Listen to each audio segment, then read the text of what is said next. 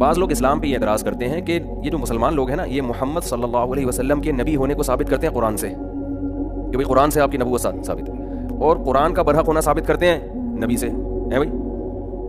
اس کو منطق کی اصطلاح میں کہا جاتا ہے دور لازم آ رہا ہے. ایک ایسی دلیل آپ دے رہے ہیں کہ اس دلیل کا صحیح ہونا کسی دوسری دلیل پر مبنی ہے، اور دوسری دلیل کا صحیح ہونا اس پر مبنی ہے. سمجھ رہے ہیں نا؟ تو یہ تو خود ہی گویا اپنے منہ میاں مٹھو. بھائی قرآن اللہ کی کتاب اس لیے ہے کہ نبی نے کہا کہ اللہ کی کتاب ہے، اور نبی کے برحق ہونے کی دلیل کیا ہے؟ قرآن میں لکھا ہوا ہے. تو پہلے کسی ایک کا تو صحیح ہونا ثابت ہونا. یہ ایسا ہی ہو گیا. آپ نے کسی سے پوچھا بھائی تم کہاں رہتے ہو؟ اس نے کہا وسیم کے گھر کے سامنے. وسیم کا گھر کہاں ہے؟ میرے گھر کے سامنے. ابے تو ایک کا تو پہلے پتہ چلے گا نا وہ کہاں ہے. تو آپ نے کہا اچھا تم دونوں کہاں رہتے ہو؟ کہہ رہے ہیں آمنے سامنے. آمنے سامنے. تو یہ خوب سمجھ لیں کہ رسول اللہ صلی اللہ علیہ وسلم کی نبوت قرآن سے ثابت ہے، لیکن قرآن کا برحق ہونا یا محمد صلی اللہ علیہ وسلم کا برحق ہونا اس کے علاوہ بھی دلیل سے ثابت ہے. دیکھو بیسک دلیل جو ہر چیز میں جو بیس بنتی ہے کسی بھی چیز کو صحیح یا غلط ثابت کرنے کے لیے، وہ مذہب نہیں ہے، وہ عقل ہے. کیونکہ مذہبی لوگ بعض دفعہ اس طرح سے اسلام کو پیش کرتے ہیں کہ گویا مذہب عقل استعمال کرنے کی اجازت ہی نہیں دے رہا آپ کو، تو آپ عقل سے نہیں پہچان سکتے مذہب کا حق ہونا، بلکہ آپ کو مذہب بتائے گا. تو بھائی مذہب کا صحیح ہونا بھی تو پہلے کہیں سے ثابت ہونا. تو یہاں خوب اچھی طرح سمجھ لیں. کچھ دیکھیں جب بھی کسی سے بحث کی جاتی ہے، مناظرہ کیا جاتا ہے یا ڈیبیٹ کی جاتی ہے، تو کچھ بیسک چیزیں ایسی ہوتی ہیں جن پر دونوں فریق متفق ہوتے ہیں. ایسا ہی ہے نا؟ وہاں سے آگے پھر دلائل کے تانے بانے ملائے جاتے ہیں. مثال کے طور پر ہم بعض چیزوں میں اہل حدیث سے اختلاف کرتے ہیں. وہ کہتے ہیں ایسے، وہ کہتے ہیں ہم بھی قرآن کو حجت مانتے ہیں، اہل حدیث بھی قرآن کو حجت مانتے ہیں. ہم بھی حدیث کو حجت مانتے ہیں، اہل حدیث بھی حدیث کو حجت مانتے ہیں. تو جب کسی اہل حدیث سے ہماری ڈیبیٹ ہوتی ہے کسی اختلافی مسئلے میں، تو وہ بھی قرآن و حدیث کا حوالہ دیتا ہے اور ہم بھی قرآن و حدیث. اگر ہم کہیں امام ابو حنیفہ نے یہ فرمایا، تو کہیں گے میں امام ابو حنیفہ کو نہیں مانتا. سمجھ رہے ہیں نا؟ وہ کہے گا میں ان کی تقلید. پھر جو بحث ہوتی ہے نا، وہ دلیل دی جاتی ہے قرآن سے یا حدیث سے دی جاتی ہے. آپ کسی گرین چینل والے سے مناظرہ کر رہے ہیں، وہ فقہ حنفی کو مانتے ہیں، وہ امام ابو حنیفہ کا مقلد کہتے ہیں اپنے آپ کو، تو اس کے لیے آپ قرآن حدیث سے بھی حوالہ دے سکتے ہیں اور فقہ حنفی کی کتابوں سے بھی حوالہ دے سکتے ہیں. بھائی تم تو خود ان کتابوں کو حجت مانتے ہو، تم ان فقہا کو مانتے ہو، نہیں مانتے تو پھر اپنے آپ کو حنفی ہوئے جاتے ہو. تو وہاں پھر فقہی عبارتیں بھی چلتی ہیں ساتھ ساتھ. قادیانیوں سے جب آپ بحث کرو گے تو ان کا دعویٰ یہ ہے کہ ہم قرآن و حدیث کو مانتے ہیں، حالانکہ مانتے نہیں ہیں، لیکن دعویٰ یہ ہے کہ ہم قرآن و حدیث کو مانتے ہیں. تو ہم ختم نبوت کے دلائل کہاں سے دیں گے؟ قرآن و حدیث سے دیں گے. منکرین حدیث جو کہتے ہیں حدیث حجت نہیں ہے، ان سے جب آپ کی بحث ہوگی تو آپ حدیث کا حوالہ نہیں دے سکتے، بلکہ آپ کس کا حوالہ دو گے؟ میرا منکرین حدیث سے ایک بحث ہے نا، آڈیو میں ہے، وہ بڑی دلچسپ ہے، وہ کبھی سن لیا اگر ٹائم ملے تو میں نے قرآن سے ہی اس کے سامنے ثابت کیا تھا کہ حدیث حجت ہے. جو آدمی کہتا ہے میں حدیث کو حجت نہیں مانتا، دلیل نہیں مانتا، وہ قرآن کا بھی منکر ہے. تو ہم اس میں حدیث کا حوالہ پیش نہیں کریں گے، ہم حوالہ کس کا پیش کریں گے؟ قرآن کا حوالہ پیش کریں گے. تو اسی طرح خوب اچھی طرح بات سمجھ لیں کہ اگر ہم عیسائی یا یہودی سے مناظرہ کریں گے، عیسائی سے بحث ہوگی تو عیسیٰ علیہ السلام اور ان سے پہلے کے تمام پیغمبروں کے قول کو بطور دلیل کے پیش کیا جائے گا.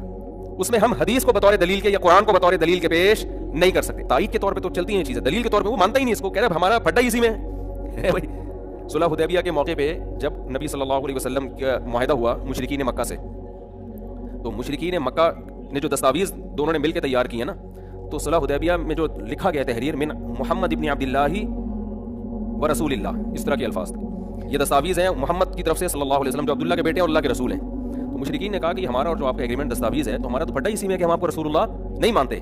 اگر یہ ہم مان لیں تو پھر تو جھگڑا ختم ہو گیا نا. تو آپ صلی اللہ علیہ وسلم نے وہ رسول اللہ کا لفظ کٹوایا ہے، اس کو لفظ کٹوایا ہے. تو عیسائی سے جب آپ بحث کرو گے تو اس بحث میں آپ تورات کے حوالے دو گے، انجیل کے حوالے دو گے، عیسیٰ ابن مریم کی کتابوں کے ان کے اقوال کے حوالے دو گے، لیکن آپ اس میں قرآن کا حوالہ نہیں دے سکتے آپ. اور جب آپ یہودی سے بحث کرو گے تو اس میں عیسیٰ ابن مریم کے اقوال کا حوالہ نہیں دو گے، اس میں آپ تورات کا حوالہ دو گے. جب آپ ایتھیس سے بحث کرو گے، سمجھ میں آ رہی ہے بات، جو سرے سے خدا کے وجود ہی کا منکر ہے، تو اس میں ہم قرآن و حدیث کے حوالے نہیں دیتے، اس میں ہم کس کی بات کریں گے؟ عقل. تو بیس جو شروع ہوتی ہے نا سب سے پہلے کسی بھی چیز کو پہچاننے کی، وہ کہاں سے شروع ہوتی ہے؟ عقل سے شروع ہوتی ہے. تو اسلام اس چیز کو مانتا ہے، لیکن اسلام یہ دعویٰ کرتا ہے کہ اگر تم کھوپڑی استعمال، عقل کو پیار سے کھوپڑی، یہ پتہ نہیں مائک میں ہو کیا رہا ہے، مذاق کیا رہا ہے، آواز پھو پھو کر کے نہیں آ رہی عجیب سی، اس کو صحیح کرو یار، کیا مذاق ہے یہ میرا خیال ہے. ابھی میں کسی کے ذمہ لگاتا ہوں تنخواہ پہ بندہ کا، میں ہمیشہ بول دیتا ہوں پھر بات آئی گئی ہو جاتی ہے. یہ بھائی ہلو ادھر ادھر موبائل میں نہ لگیں گے، آپ کے ذمہ ہے اگلے ہفتے سے پہلے نا مائک کی سیٹنگ کے لیے تنخواہ پہ کوئی بندہ رکھنا ہے. اگر تنخواہ پہ رکھنا ہے، فری پھوکٹ والا کام کوئی زکات میں بھی پوری زکاتیں بھی نکال رہا ہوں، نہیں رکھنا ہم نے. ولید آپ کے ذمہ ہے، اگر نہیں آیا نا تو سزا بتاؤ جلدی سے. یہ بھی طے ہو جائے نا، یہ 15 سال ہو گئے یہ چیختے چلاتے، ابھی سزا بتاؤ بھائی جلدی سے. चाहे भाई नहीं, जल्दी से सजा सोच के बताओ, फिर वो सजा रह जाएगी, फिर ये काम रह जाएगा, बयान नहीं होगा, बस सीधी सी बात। यानी सजा ये कि बयान की छुट्टी। जब तक कोई बंदा अरेंज नहीं हो जाता जो माइक की सेटिंग और तनख्वाह पे, फ्री में नहीं, तो उस वक्त तक ये दोबारा बयान नहीं होगा बस। लेकिन वो होगा ही, फिर 10 साल नहीं होगा बयान, हर साल फिर याद है, हर हफ्ते याद आएगा बयान नहीं हो रहा, क्या मसला है, कोई और सजा बताएं जल्दी ना, बयान रह रहा है यार, कोई टाइम। वलीद को मुर्गा बना देंगे सबके सामने, भाई ये सही हो गया, वलीद यहाँ मुर्गा बनेगा। मेरे पास वैसे भी मुर्गियाँ हैं, मुर्गा नहीं है मेरे पास। अच्छा खैर, तो यार इसको सीरियस लो वलीद भाई, ये अगले हफ्ते तक ना माइक का निज़ाम बोला नहीं जाता, फिर बयान नहीं होता। जब इस तरह अजीब सा वो हो रहा हूँ ना, रिकॉर्डिंग में तो आवाज़ सही जा रही होती है, कैमरे में इधर नहीं आ रही होती सही। खैरियत से अदिल भाई, तो अब जो एथियस्ट है ना, कुरान उन लोगों से जो खिताब करता है ना, एथियस्ट लोगों से, या जो बिल्कुल ही मजहब को मानते नहीं है, तो अकल इस्तेमाल करने का हुक्म देता है। तो हर चीज़ की बेस कहाँ से शुरू होती है? अकल की। ये बात इस्लाम मानता है, ये बात फुक़हा मानते हैं। यही वजह है कि इस पर पूरी उम्मत का इजमा है कि पागल लोगों से क़यामत के दिन हिसाब किताब नहीं होगा, वो जन्नत में जाएंगे। मुसलमान पागल जो है ना, वो कहाँ जाएंगे? जन्नत में जाएंगे, चाहे वो कुछ भी करते रहे।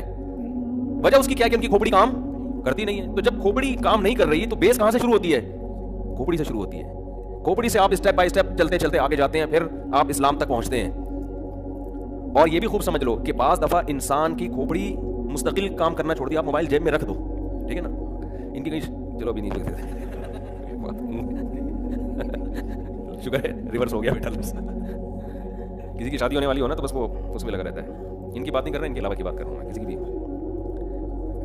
अब देखो खोपड़ी जो काम नहीं करती ना, बाज़ लोगों की को मजनून हो जाते हैं, पागल हो जाते हैं, वो तो मरफूउल कलम हो गए। उनको तो शरीयत ने हर चीज़ से क्या कर दिया? बरी ज़िम्मा। जैसे छोटा बच्चा है, 7 साल से कम उम्र का बच्चा, इसके बारे में भी फ़क़हा का इत्तिफ़ाक़ है कि इसका कोई अमल क़यामत के दिन गिरफ्त का ज़रिया नहीं बनेगा। इसमें फिर तफसील है फ़िक़ह की किताबों में कि किस उम्र के बच्चे की नेकियां होती है, गुनाह नहीं लिखे जाते, नेकियां लिखी जाती हैं। बहुत डिटेल में मैं भी नहीं जाऊँगा, ये पूरा एक चैप्टर है फ़िक़ह में। और कुछ पागल ऐसे होते हैं जो होते सही हैं, लेकिन कभी कोई बात को पागल बने में कह देते हैं, तो वो भी शरीयत में काबिल गिरफ्त बोलो नहीं है। बाज़ बुजुर्गान दीन ऐसे गुजरे हैं कि वो अक्लमंद थे, उन पर बाज़ दफ़ा ऐसा गलबा हुआ कि उन्होंने उस गलबे में ना चाहते हुए उनकी ज़बान से ऐसे कलिमात निकल गए कि उन कलिमात पर जब वो लोगों ने गिरफ्त की ना, तो वो गिरफ्त बनती नहीं थी, इसलिए कि वो कलिमात उन्होंने होश व हवास की हालत में नहीं कहे हैं। और ये अहादीस से मज़मून साबित है। रसूलुल्लाह सल्लल्लाहु अलैहि वसल्लम ने फरमाया, को वहाँ पर माइक सही नहीं हुआ, नबी सल्लल्लाहु अलैहि वसल्लम ने इरशाद फरमाया कि एक शख्स की सवारी गुम गई सहरा में ना, और वो मौत के उम्मीद पे आके लेट गया, क्या मौत के खौफ से आके लेट गया। आंख लग गई, आंख खुली है तो उसको सवारी नजर आई कि भी मेरी सवारी और सारा खुराक वगैरह मौजूद है। आप बुला के लाएं उसको जल्दी। अच्छा, तो उसकी खुराक वगैरह सब मौजूद है, तो वो खुशी में क्या कहता है? अल्लाहुम्मा अना अब्दुक व अल्लाहुम्मा अंता अब्दी व अना रब्बुक। ऐ अल्लाह मैं तेरा रब हूँ और तू मेरा बंदा है। हदीस के अल्फाज हैं अख्ता मिन शिद्दतिल फरह, खुशी की शिद्दत की वजह से गलती कर बैठा। क्या मतलब? इतना खुश था कि इस मौके पर उसके दिमाग ने काम करना छोड़ दिया।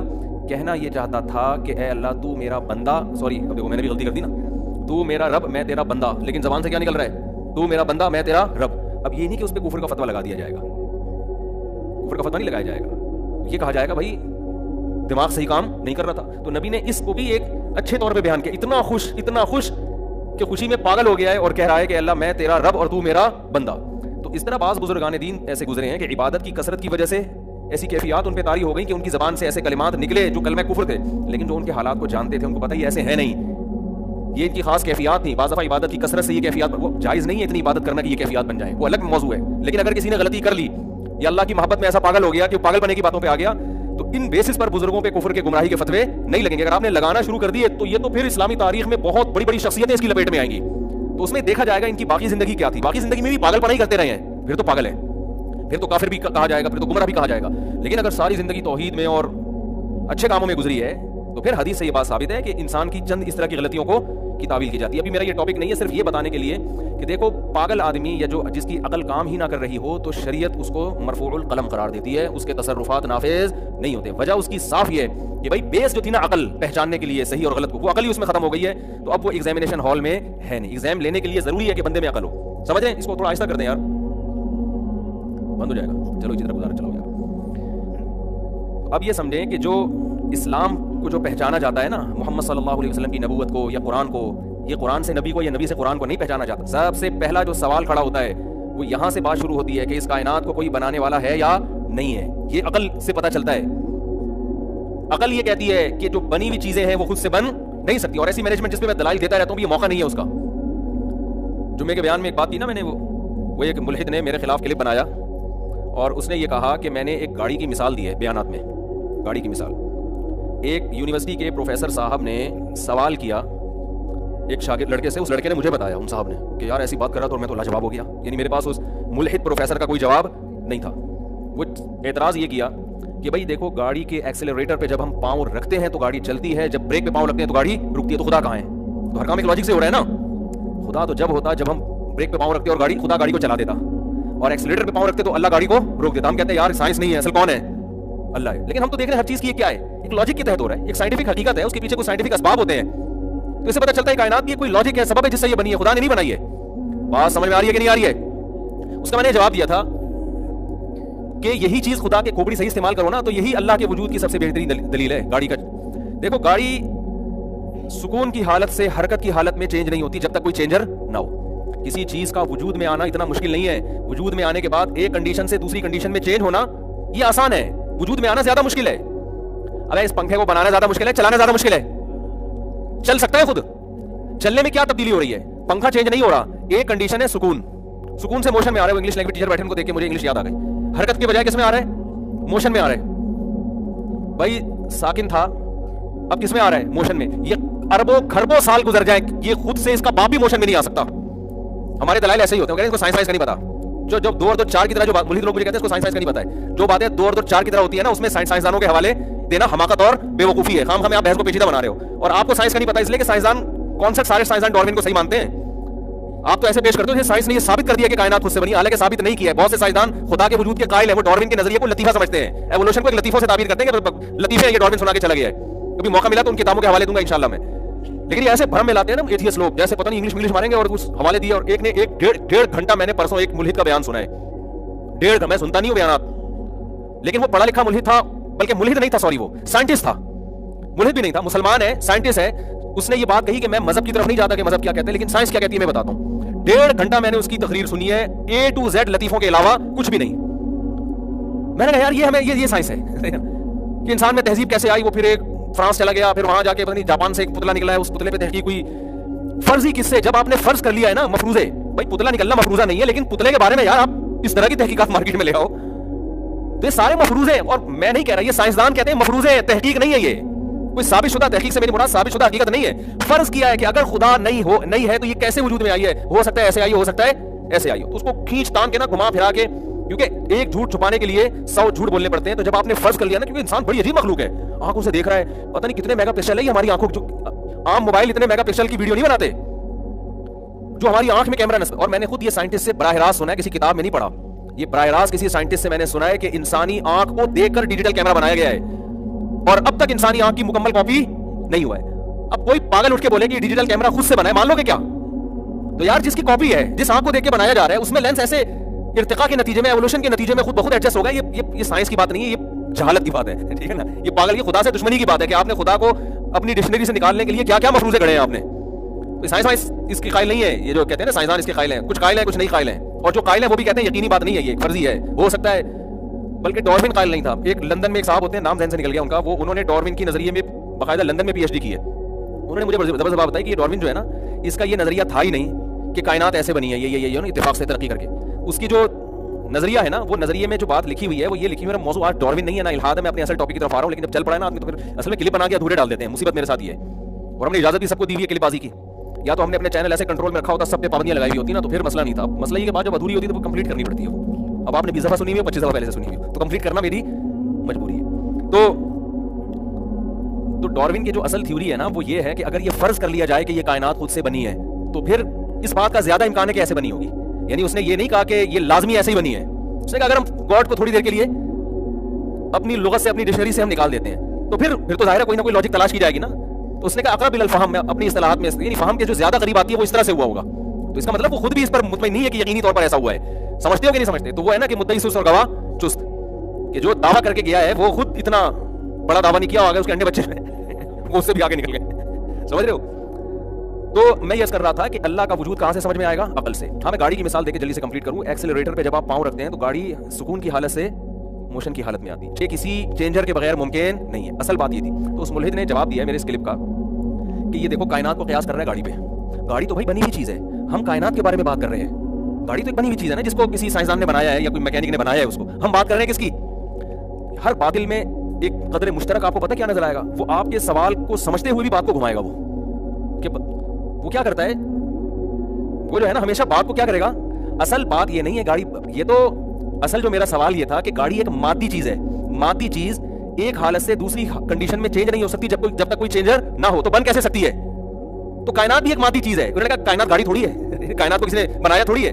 یہ تو دعویٰ ہے کہ بنایا ہے کہ نہیں بنایا, یہی تو بحث ہے. ہم اس کو یہ کہہ رہے ہیں کہ گاڑی کی ہمارے پاس ایک مثال ہے کہ دنیا میں کوئی پاگل اٹھ کے کہے کہ یہ کسی گاڑی 4 پہیے لگے ہوئے ہوں اور کہے کہ یہ آٹومیٹکلی وجود میں آ گئی. کھربوں سال میں بھی نہیں آ سکتی ایسی وجود میں گاڑی.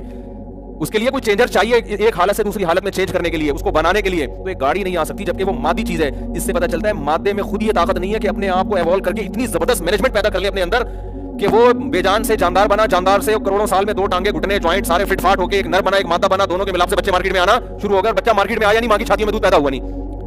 یہ نہیں ہو سکتا بھائی, یہ کچھ بھی ہو جائے. تو یہ سب چیزیں عقل کہتی ہے کہ اٹ ازنٹ پاسبل, یہ ممکن نہیں ہے. اور اس مادے پہ تحقیق کر کے ہی پتہ چلتا ہے کہ مادہ خود سے کچھ نہیں کرتا, اس کے لیے کوئی نہ کوئی فورس ہوتی ہے, کوئی طاقت ہوتی ہے. اب سائنسدان نے بنا دیا گاڑی کو. سائنسدان کو بنا دیا کس نے؟ اللہ نے. نہیں آئی بات سمجھ میں؟ یعنی یہ گاڑی تو جاپان کے سائنسدان نے بنا دی. سوال پیدا ہوگا نا کہ گاڑی زیادہ عجیب ہے یا وہ سائنسدان زیادہ عجیب ہے جو گاڑی بنا رہا ہے؟ سائنسدان زیادہ عجیب ہے. اب ان ایتھیسٹ سے آپ پوچھو گاڑی تو بنا دی, آپ کہتے ہو سائنٹسٹ نے. سائنٹسٹ کو کس نے بنایا؟ وہ کہہ رہے ہیں خود سے بنایا. وہ نہیں خود سے بن سکتا بھائی, کہہ رہے کروڑوں سال میں خود سے بنا. ہم کہتے ہیں گاڑی جیسی ایک مشین کھربوں سال میں نہیں بن سکتی خود سے. تو گاڑی کو بنانے والا سائنٹسٹ جس میں دل, دماغ, گردے, پھیپھڑے, کلیجے اور آنکھیں اور کھوپڑی اور سب چیزیں فٹ ہوں, وہ آٹومیٹکلی خود سے نہیں بن سکتا. وہ کہتے ہیں ہو سکتا ہے اس کو کسی اور کوئی اور خلائی مخلوق دنیا میں بیٹھی ہوئی وہ بنا رہی ہو. چلو فرض کر لیا وہ بنا رہی ہے, اس کو کس نے بنایا؟ کتنا پیچھے جاؤ گے نا یہ سوال اور پکا ہوتا چلا جائے گا. تو یقیناً ایک ایسی ذات ہے جو کچھ کرنے میں کسی لاجک کی محتاج نہیں ہے. وہ کلمہ کن کی طاقت سے ایک دفعہ کام کر دیتی ہے, اس کے بعد پھر اس نے سائنسی اصولوں میں ہمیں جکڑ دیا ہے. سمجھتے ہو کہ نہیں سمجھتے؟ یہ سارے لاز جو سائنس کے بنائے یہ بھی اسی نے بنائے ہیں, اسی کے پیدا کرتے ہیں, اسی کا. دیکھو ہم پانی پیتے ہیں پیاس بجھتی ہے, تو میدے میں جو ایسا سسٹم ہے نا کہ پانی پینے کے پیاس بجھے, یہ سسٹم کس نے بنایا ہے؟ یہ ایسی مثال ہو گئی, آپ جب کمپیوٹر استعمال کرتے ہیں تو ایف کا بٹن دباتے ہیں, ایف لکھا ہوا آتا ہے. کوئی کہے یہ کوئی عجیب بات نہیں ہے, تو یہ تو ایف کا بٹن دبانے سے جو ایف لکھا ہوا ہے یہ پیچھے یہ سسٹم ہے. بھائی ہم مان رہے ہیں کہ سب چیزیں سسٹمیٹک ہیں. جب ایک پانی کا قطرہ ماں کے رحم میں جا کے انسان بنتا ہے, سسٹمیٹک ہے, یہ سب ایک سسٹم کے تحت ہو رہا ہے. سوال یہ نہیں ہے کہ سسٹم کے تحت ہو رہا ہے یا بغیر سسٹم کے. اتنا پیچیدہ سسٹم خود سے کیسے بن گیا؟ نہیں آئی بات سمجھ. تو آپ کو اگر کوئی شخص اچھا موبائل گفٹ دیتا ہے, آپ 2 لوگوں کا شکریہ ادا کرتے ہو, موبائل بنانے والے کا بھی اور موبائل دینے والے کا بھی. اب کوئی پاگل آ کے کہے کہ دینے والے کو ضرورت نہیں ہے, کوئی کمال نہیں ہے, موبائل یہ تو سسٹم کے تحت چل رہا ہے. آپ جو کال کرتے ہو نا اس میں, یہاں سے سیکنڈوں کے اندر آپ کی آواز ریڈیائی لہروں کے ذریعے پہنچتی ہے امریکہ. تو یہ سب ایک سسٹم کے تحت, اس میں شکریہ وکریہ نہیں بنتا. ابے کیا ہو گیا, وہ اس میں کوئی کسی کا شکریہ بنتا ہی نہیں ہے. بھائی یہ تو سب لاجک کے تحت ہو رہا ہے کام. دیکھو موبائل میں وہ پھر آپ کو کوئی سائنسدان لے آیا, پھر وہ تھیوری اور وہ سارے نا ٹوپی ڈرامے شروع کر دیتے ہیں جو ملحد لوگ سائنسدانوں کی کتابوں کے نکال کے حوالے دینا شروع کر دیتے ہیں کہ یہ تو ایسے ہو رہا ہے, یہ تو اس لیے. ہم تو کہہ رہے ہیں اس طرح نہیں ہو رہا ہے. میں کہتا ہوں اگر مان لیا جائے نا ایوالو ہوا ہے, ایوولوشن کا نتیجہ ہے, تو یہ ایوولوشن کرنے والا بھی خدا ہے. سمجھ رہے ہو؟